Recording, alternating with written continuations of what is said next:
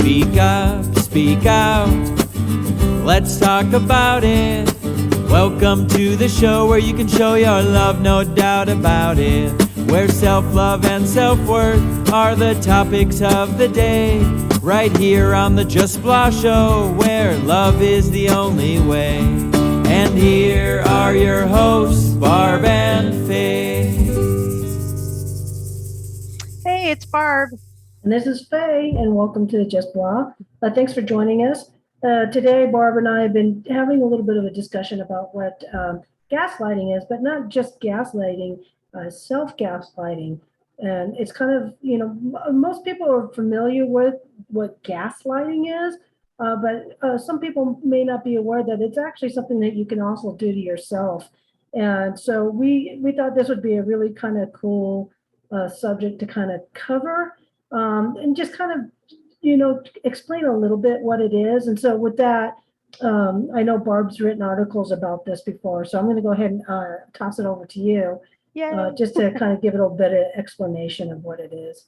Okay, so self-gaslighting, I am a pro at this. Yay, me.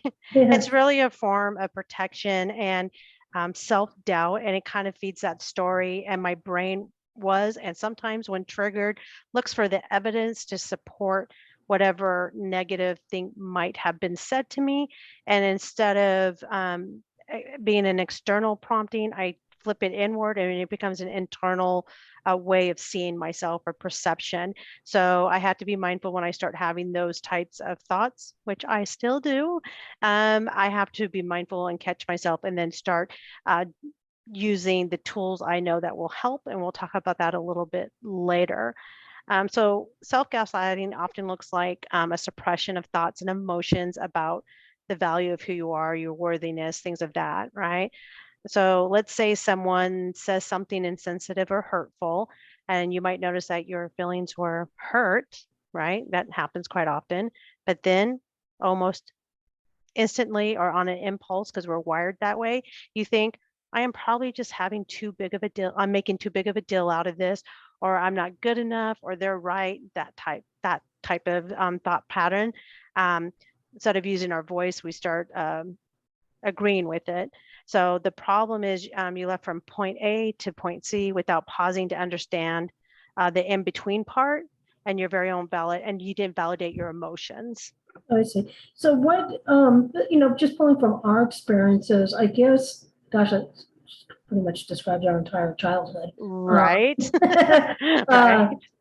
So I guess from what I'm understanding, it's kind of like I'm not good enough. I'm not worthy. I don't deserve this. And it's the thought patterns, and it's human to have those thoughts, but when those thoughts turn into beliefs and it becomes part of who you are in your belief system, is where I think it would probably become limiting for an individual, especially if they're not self-aware and knowing that they're even doing this to themselves. So I think it's probably part of the process of learning how to be self-aware, being able to identify your emotions and feelings, and being able to think through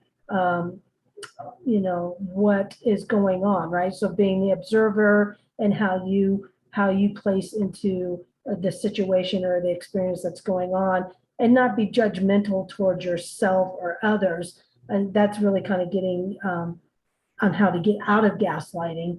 But right. I guess what would be a good example that you have an example from, let's say from your life that would be a gaslighting experience that you turned into pretty much a belief about yourself? Right. So I'm going to just cover really quickly with what I do when I get what I feel is gaslighted for myself or others. And the first thing I tell myself, and I share this with some of my clients, is stay in your own lane, drive your own car. Don't be a passenger in somebody else's car. Don't let them drive you somewhere. You do the driving, right? So what that means is we've heard stay on your side of the fence. All those things are subscribing to do not be a character in somebody else's story of you, because then you will never, ever be able to really move out of this cycle and be free of it. So everybody's allowed to have their opinion of you. It's not your job to change people's perception of you. You just honor it and you decide whether or not it's a good connection you want to keep, or do you just gracefully remove yourself from that? And we'll talk about that from a different on a different sharing. So really quickly, because I don't want to make this too long, I do have several examples. I'm going to give you one where you're gaslighted from somebody else, and how that looks like if you're self gaslighting, and then what we can do, and really affirmations that we can do. And it's really creating that pause and questioning your thoughts. Is that really true? So we have to make sure that we're very mindful. And of course, the first thing is being self-aware, like you brought up. So the first example, just so you know, I found these examples on Healthline. It's a online article for psychologists, and Rachel Otis is the one that shared these examples. So I don't want to take credit for something I didn't write. So this is her example she's given. So gaslighting, somebody might say to you, you are dramatic, you're emotional, or you're sensitive or crazy. I think people have heard this throughout their lives. And it could be any form, and we know that happens. The way that looks like for self-gaslighting is, I am too dramatic, I am emotional, I am sensitive, and I am crazy. So that's okay. So that's self-gaslighting if it's in a negative connotation.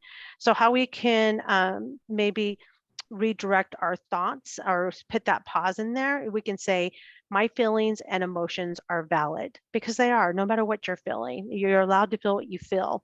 It's how we process and compartmentalize those, and how we show up in the world with that which is another way of talking. So gaslighting also will look like, I didn't mean it like that, you're exaggerating. So we've heard that before.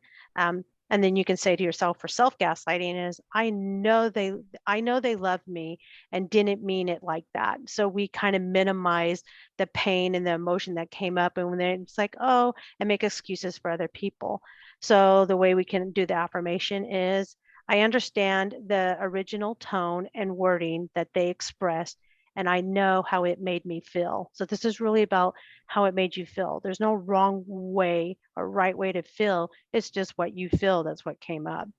Another one is, it's all in your head. Oh gosh, I've heard that one. So maybe it is just all in my head. So we start questioning our ability to make good choices for ourselves. So how you would use that as an affirmation is, my experience are real and valid, even when others are trying to manipulate them or disbelieve them. That's a big one. And it's very hard to hold on to that, but it's a very good affirmation. It's the truth, right? We're pulling out the emotions and looking at the truth of the matter. So gaslighting is, if you were more or less blank, then this would be different. And if self-gaslighting, it sounds like, I'm too much, or I'm not enough, there's something wrong with me. And then how you would maybe look with the affirmations, I will never be too much, I will always be enough. So those are some examples that are there. There's more, but I just kind of want to, those are probably the general ones you probably hear on the most part. And people don't even realize that they gaslight other people. And we do this because we don't want to really deal with whatever's going on. And so it's a way to shut people down and then just kind of leave them at that and create that duality of right and wrong. Okay, yeah, so it sounds like really affirmations, or the positive side of this would be the I statements in a positive direction, where the I statements in a negative direction or connotation would be what you would call gaslighting. And again, when you start, it's ingrained in you, right? And Right. sometimes you're not even aware. And so that's where emotional intelligence comes in, and emotional competence, and really being curious and about exploring why you're feeling these ways, why you have those thoughts. Yeah. Because the more experiences you have, the more aware you have. So you have to be open, which is being vulnerable. And even if it's in baby steps, but be able to do those things to maybe counteract and like rewire your brain so you don't experience that self-gaslighting. I think it's human nature to go there. It's one thing to go there and let a thought process go, process through your brain and let it go. versus hanging on to it and internalizing it. Right. So, so gaslighting ourselves really is helping us to, in the past, it's usually to help adapt to a toxic situation or relationships. It serves you. Yeah. So we have to honor that part of who we are because you're doing the best what you can with what you had at that moment. So some of the ways you can maybe explore self-gaslighting, and it's not about being right or wrong because it's not. You did what you did to, survive whatever that relation and connection was. So some of the questions, and we can end with this, is how does self-gaslighting serve me in the past? How did it help me survive? Right? How did it help me cope? Because if you can understand why, then we can start changing and recognizing when we're doing it.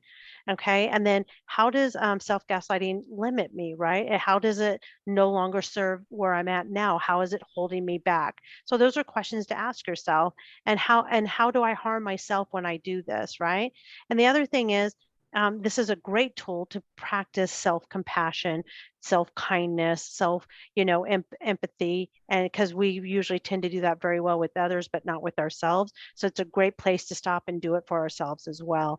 And then you can explore. It's like when I'm feeling this type of thoughts, where am I feeling it in your body? Because there is a mind, body, spirit connection, and it's well documented that we hold our energy or emotions in our body, and it affects different organs and parts of who we are. So it's super important to understand how this is affecting you. So if you can sit still, and when you catch yourself in the moment, it's like, where am I feeling this? Is my heart racing? Do I feel like I'm going to throw up, or am I just shutting down? Do I feel numb? These are important to point out so you know how to move through them, recognize them, so it doesn't become a 10 before we recognize it, and we recognize it at a 1 or 2 level. So that's what I have to say about it in a nutshell for self-gaslighting. And for more information, feel free to watch our other videos. And we do appreciate your time. And if you do like what you hear, please subscribe. And again, I hope you have a wonderful day. Go find your joy and enjoy life. And Barb? Yeah, always be kind to yourself so you can be kind to others. Take care. Until next time. Bye.